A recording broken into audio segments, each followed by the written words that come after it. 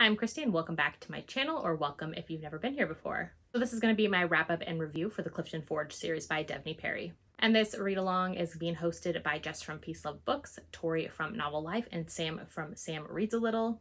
And the author Devney Perry, she recently put out her Clifton Forge series on Kindle Unlimited just for the summer. So the hosts decided to put together this read along so that we could all read it before the series goes off of Kindle Unlimited. So there are 6 books in the series, and this series centers around a group of characters that are from a disbanded MC or motorcycle club. This series takes place in Montana, and when the first book starts off, the MC has been broken up for 1 year. This series is definitely best read in order, as each book kind of builds on the previous book. With the first 2 books in particular, they're both following this murder mystery that doesn't get resolved until the second book. So while each book does follow a new couple, you definitely want to read this series in order.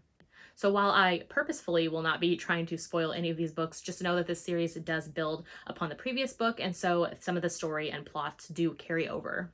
So book 1 in the series is Steel King, and I ended up giving this one 3.5/4 stars. So in the first book, we meet Bryce, and she is a new news reporter to town. Her parents actually live in Clifton Forge, and they've been begging her to move back to Montana from Seattle. So Bryce has been working in Seattle as a TV reporter for I think 5 years when she ends up moving back and working at the newspaper with her father. He owns it, so she ends up co-owning the paper with him and working there. So when the story starts, Bryce is definitely tired of that kind of small town monotony, kind of boring stories to her. She's looking for this big news break. So Bryce doesn't know the basics of motorcycle club and kind of how all of the guys, since being disbanded, that they're working at the Clifton Forge garage. So Bryce is convinced that there's a story there. She thinks that, she can go in there and uncover all of the secrets, because the group was very lucrative when they were going, and then all of a sudden they just shut down a year ago with no explanation or reasoning. And so she wants to know all of their secrets. So in the glory days of when the MC started and kind of was running, their president at the time was Draven Slater, which he ended up actually passing on the leadership role to his son Dash, who is the hero of this book.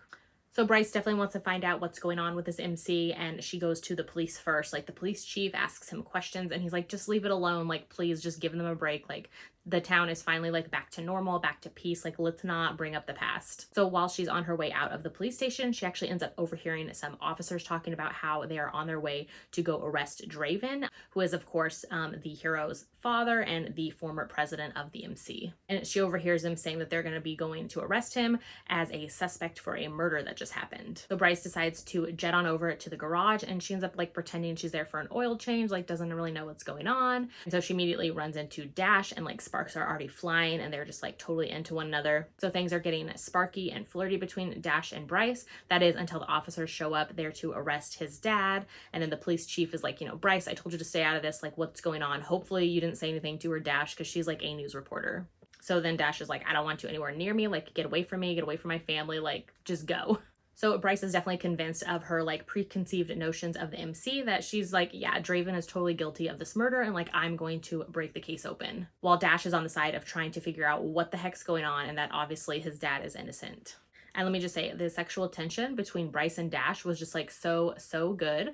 Even the first 30% of the book, I was so ready for them to give into it. And both of these characters are very stubborn. He pushes and she pushes back even harder. And I just loved seeing how determined and strong-willed and stubborn Bryce is. She's not wanting to give up on this case. So at first, Dash kind of follows her around town and is kind of trying to lightly harass her into giving up, going so hard for that his father is guilty. But then after a while, they realize that, you know what, there's something here between us, and instead of working against one another, maybe we should work together. This one was such a fun time. I loved the electricity and chemistry between Dash and Bryce.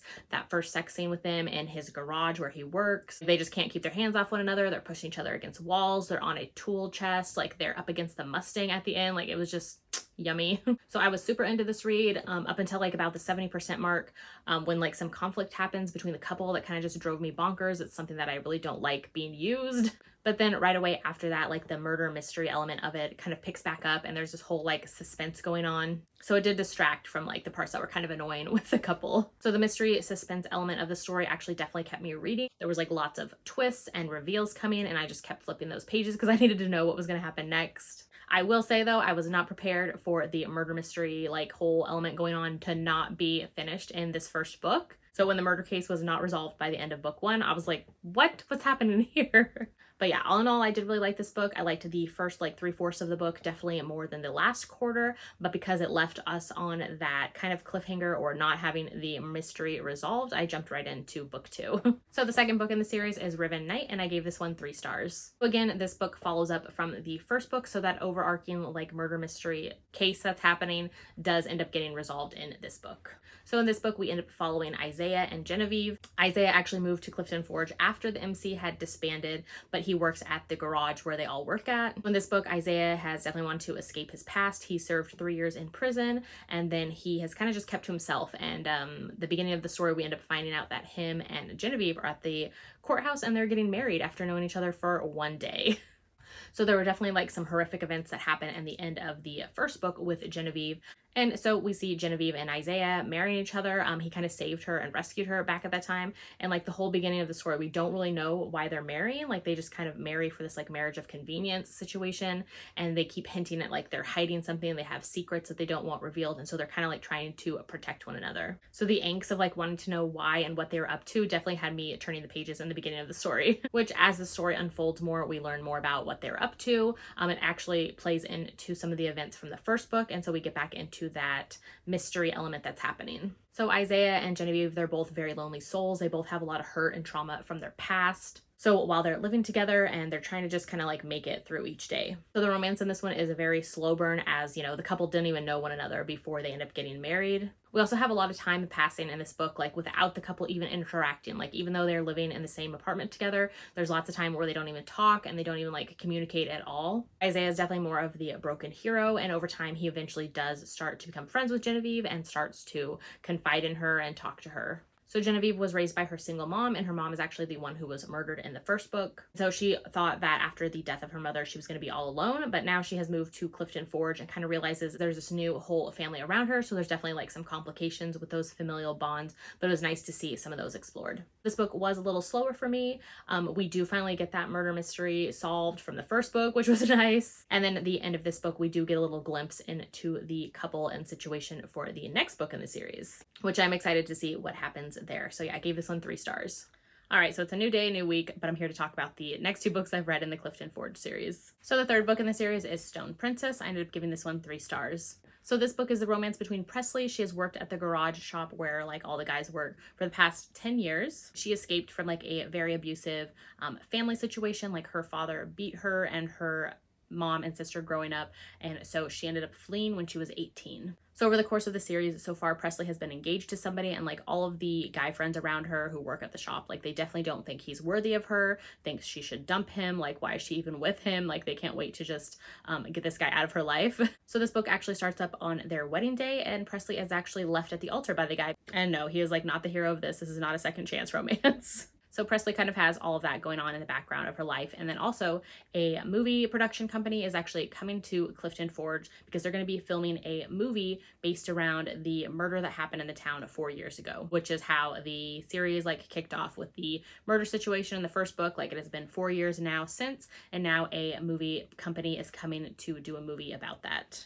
So Presley and all of her friends, obviously at the garage shop, they're very against this idea and kind of like apprehensive about everything that's going to be happening, and the film crew coming there and kind of telling their life stories and things like that. So the hero of the story is Shaw, and he's actually like a Hollywood A-list actor, and he is actually going to be the star of the show. And so Shaw is kind of a good guy. Like he definitely doesn't want to step on anybody's toes. He's trying to do like a very true representation of the story and the facts. And so he kind of wants to meet the people like at the garage shop. And so he goes there to meet Dash. He kind of wants to know them and also let them know that like he's not trying to sensationalize their story and things like that. So Presley is definitely very against him at the beginning, but Shaw is super into her as soon as he meets her. He ends up actually like doing an agreement with the guys. He wants them to custom build a bike for him for the movie and for him to have after the fact. So in exchange for him having them build him this bike and obviously pay like I think like $90,000 for it, he is also going to be able to come to the shop while they're working on his bike,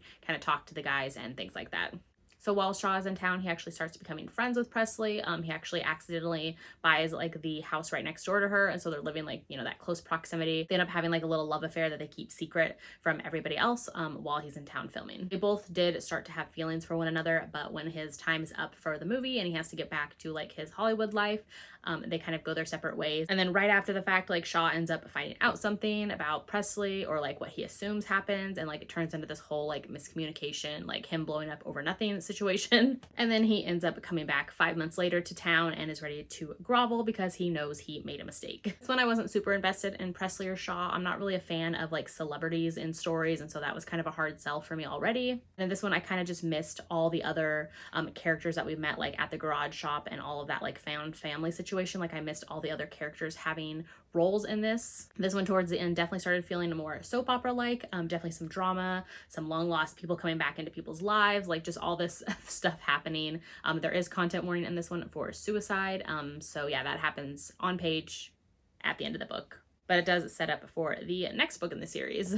So the fourth book in the series is Noble Prince. I ended up giving this one 4 stars. So this one is the romance between Scarlett, who we meet in the previous book, and then Luke, who is the chief of police. So this book picks up right after events that went down in the previous book. So because of the events that went down in that book, Scarlett at the beginning of this story is actually in like a police protection type situation. So she is in like a safe house, and Luke has been looking after her and trying to keep her hidden from other people. So after a bit of time, Luke ends up moving Scarlett into his house because he's like, we don't have really the police budget for a safe house, for people to be like on guard for her all the time. Like it's safer for her to just live with me at my house. And then shortly after that, we have like a dead body ends up floating up in the river. The FBI comes to town and they want to talk to Scarlett or find her because she is a person of interest in a case they're working on. So Luke is even more determined to keep her location hidden.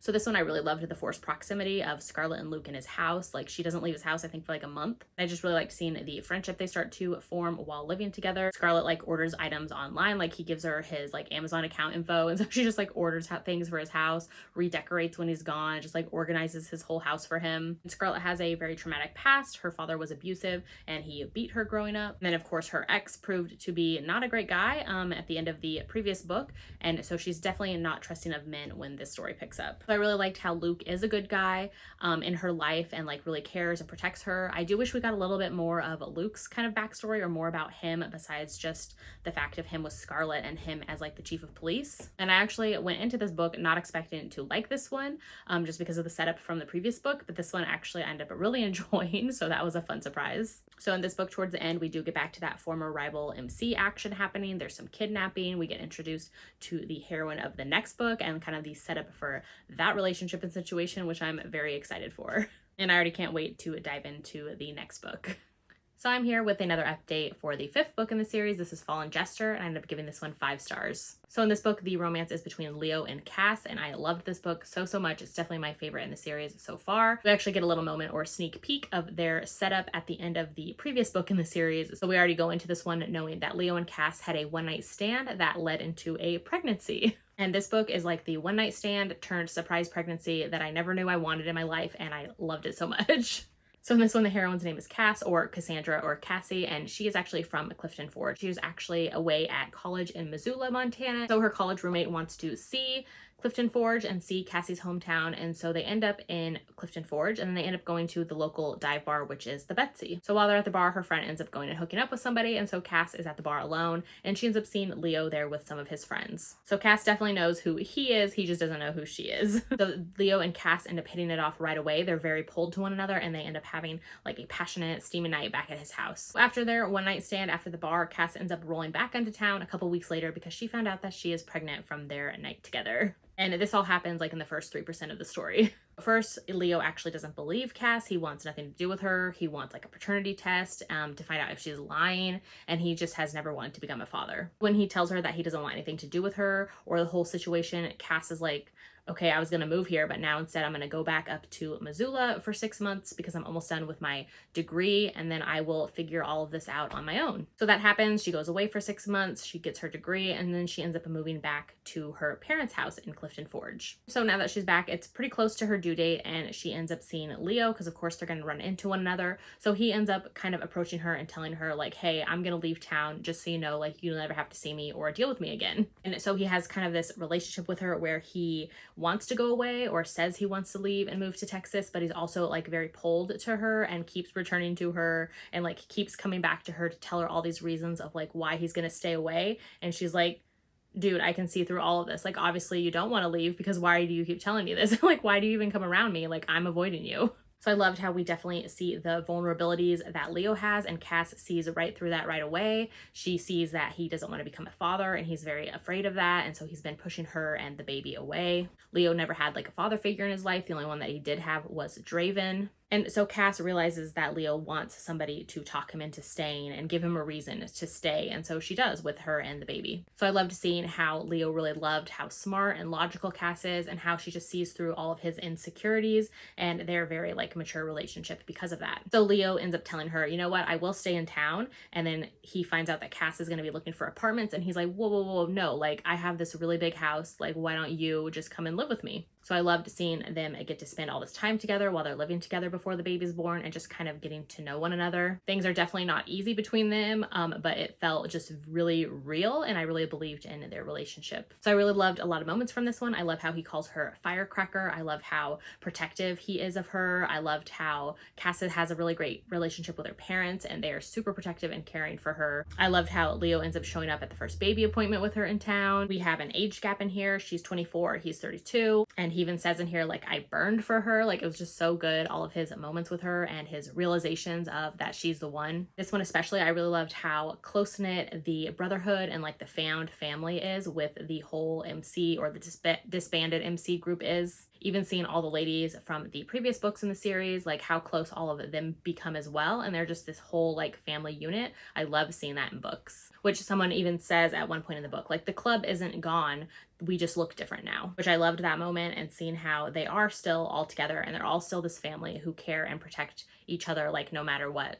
So I adored this one. Like I mentioned, Leo has super swoony moments in this. I loved the sneak peek of the next and last book in the series, and I'm excited to jump into that one. 5 stars for Fallen Jester. All right, I'm here today to wrap up the 6th and final book in the Clifton Forge series, and that is 10 Queen, and I gave this one 5 stars. So 10 Queen is definitely an enemies to lovers story with Emmett and Nova. Their fathers were both from rival MCs. Emmett, of course, was involved in the MC as well, and Nova blames him for the death of her brother as well as the imprisonment of her father. This one starts out with Nova visiting her father in prison, and of course her father is Tucker Talbot, which is the leader slash former president of the like rival MC. So Nova is seeking out revenge for her father, of course, and then for her brother as well. And so she is setting out to target Emmett Stone. She definitely wants to bring down all of the remaining members of the MC, so like Emmett, Dash, and Leo, but she knows Emmett is the single one, so she sets her sights on him, and she is just ready to burn them to the ground. So Nova grew up with her father not being married to her mother, and her siblings and her mother, they were all kind of separate from her father's MC life. He kept them away from his club life, didn't want them involved, didn't want his enemies to know who they were. So Nova is definitely used to having multiple names, having tons of secrets, and just living all these lies and kind of secret identities. So before this, Nova was a lawyer in Missoula, and now she sets out, she heads to Clifton Forge, and she goes straight to the Betsy because she knows that's where she's going to find Emmett. So Nova shows up, she is dressed to seduce, and she definitely easily gets Emmett's attention, and they quickly head back to his house for a night of passion and fun. And they both agree, like, they don't want to give names, this is just like a casual sex hookup relationship, and like that is all they go and do. And so they don't exchange names or anything, and Emmett, though, he does want to know more about her. As time progresses, he sees that like Nova could easily fit into his life and with his friends, and Nova is trying to play that line of I need revenge against him, but also like I'm starting to have feelings for him as well. So this one was great. I loved the chemistry and passion between Nova and Emmett. I loved that we got older characters here. Nova is 32 and Emmett, I believe, is 38. We also got to see more about Emmett as well. Like, not only does he work at the garage shop during the day with Dash and Leo and Isaiah and all the guys, but he is also a local business investor. He owns multiple properties around town and is a landlord. So it was nice seeing that other side of Emmett as well. And then Nova's character was super interesting as well. It was super easy to feel for her and understand where she's coming from, dealing with all of these secrets and lies in her past. I really just liked Nova's growth in this one, kind of realizing, is she in it for the revenge and trying to seek her father's love and admiration, or is she trying to do this for herself, and like what is she about and all of that. I liked the kind of throwback or nod to the first book in the series with this one, with Nova coming into town, pretending she's somebody else, and then kind of wanting to infiltrate the MC and kind of seek out all of their secrets of why they disbanded and, burn them down from the inside, which is similar to what Bryce was doing in the first book. So that was fun to see the kind of throwback to that in this one. The epilogue in this one was bittersweet, kind of seeing all the characters again, all of their wives and children, and just, the whole group all together. Had a great time with the series. Some of the books were kind of bumpy for me, but for the most part, this was a solid series. I had a great time with the characters and seeing all of them, and it's kind of sad to let them go now, but I know I have definitely more Devney Perry books to read after this. So yeah, 5 stars for 10 Queen, and definitely one of my favorites in the series. So now just to quickly run through the entire series again. So the first book was Still King. This was with Dash and Bryce. They had that very hate to love, I'm gonna push you and I'm gonna push back harder vibe, and I gave this one 4 stars. Riven Night was book 2, and this is with Genevieve and Isaiah. It is a marriage of convenience. We just met one day and now we are getting married. Slow Burn gave this one 3 stars. Book 3 is Stone Princess, and this is with Presley and Shaw. And in this one, the hero is the actor who comes to town to put on a movie based on the murder that happens in the first book. They have a little short affair while he's in town. He leaves. There's some miscommunication. He comes back, and they get back together. Gave this one 3 stars. The 4th book is Noble Prince with Scarlett and Luke. In this, he is the chief of police and she has to kind of live with him. So we got that forced proximity for her safety and protection. Gave this one 4 stars. Book 5 is Fallen Jester with Cass and Leo. And this is a one-night stand turned a surprise pregnancy, turned the heroine's going to see through all the heroes' insecurities and they are going to work through this and live together. Gave this one 5 stars. Book 6 is 10 Queen with Emmett and Nova. This is an enemies to lovers. We are from rival MCs and she is seeking out revenge. I gave this one 5 stars. So I had a great time with this whole series. Let me know in the comments if you've read this series and if you agree with the ratings that I gave for the books, or maybe what your favorites were or how you would rank them. I would love to chat about that. I had a fun time doing this entire series review and kind of updating with each book that I read. So let me know if you liked that format as well for series breakdowns. Those were just my quick thoughts and recaps of all the books in the series. Of course, if you ever want to see more of my reviews, I have full reviews for all of the books in the series on my Goodreads, as well as every book that I read. You can always find the link to my Goodreads in the descriptions of all of my videos. So if you haven't done so yet, make sure to like and subscribe so you don't miss out on any of my future videos, and I'll see you in my next one.